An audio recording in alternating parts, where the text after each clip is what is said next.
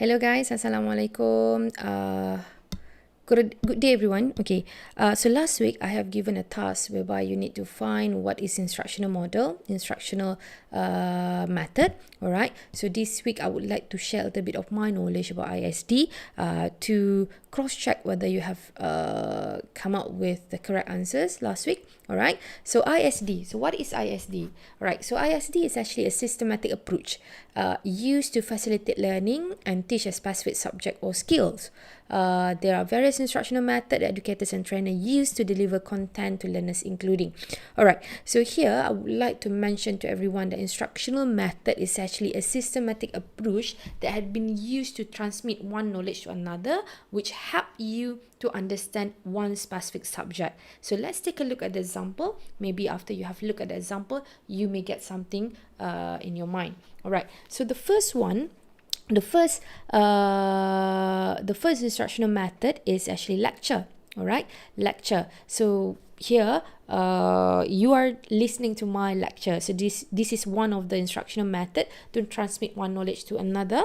All right, in order to enhance your knowledge. All right, on one specific subject. So a traditional method where an instructor present information to learners in a classroom setting. So number 2 is demonstration. So I believe you know what is demonstration. Usually you will find demonstration in a case study class or maybe in science biology class, whereby your lecturers or your instructor will show you a demonstration on how to do this and that, right?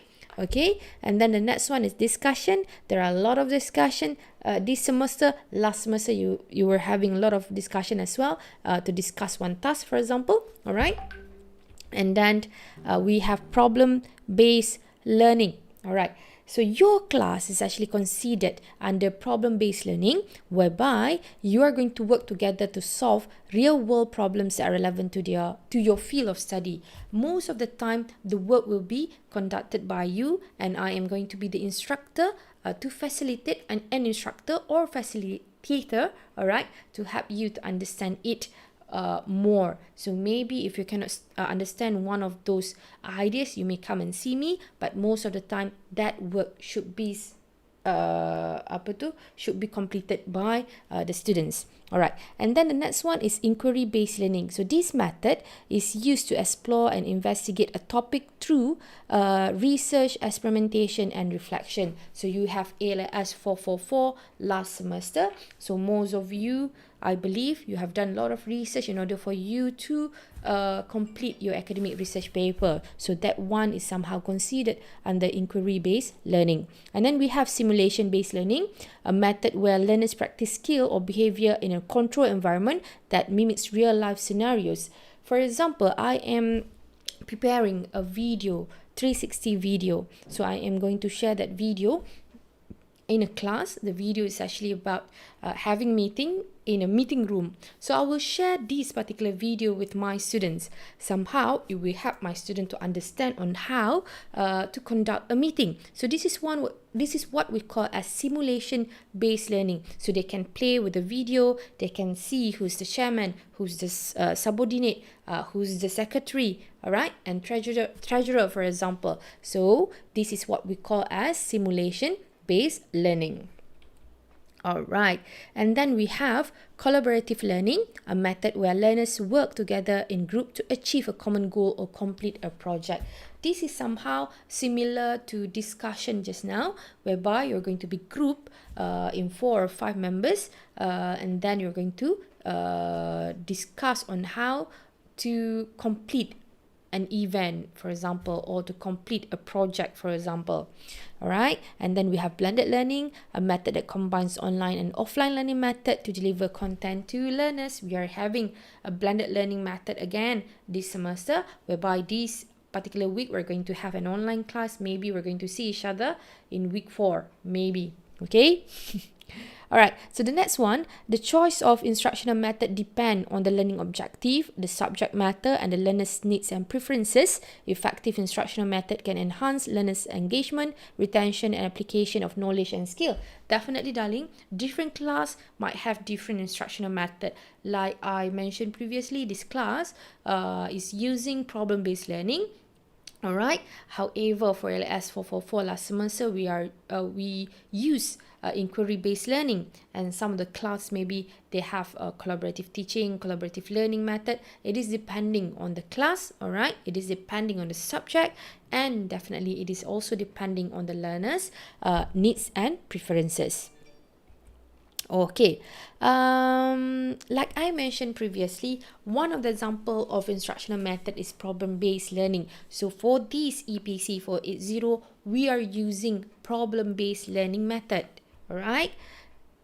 In this method, you are somehow need to present, all right.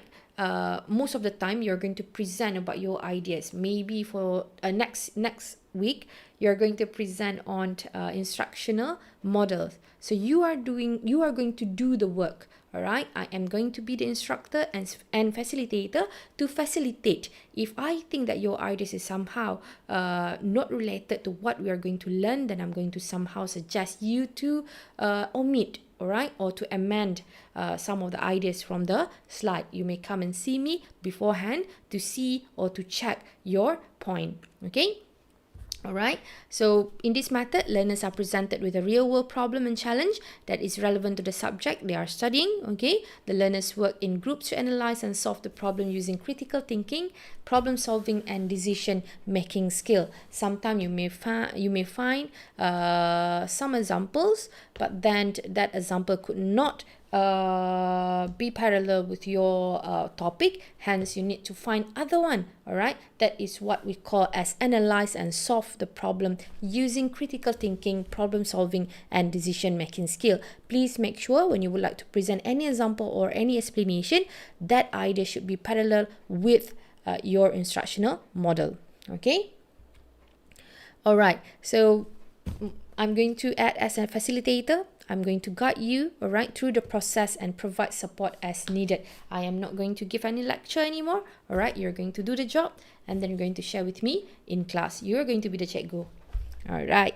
Okay. So problem-based learning allows learners to apply the knowledge and skill in a meaningful and practical way, while also developing teamwork and communication skill. All right. It also promotes lifelong learning by encouraging learners to seek out new information and perspective as they work to solve the problem. So here, I do hope that you could understand for this particular class, most of the time you are going to do the lecture.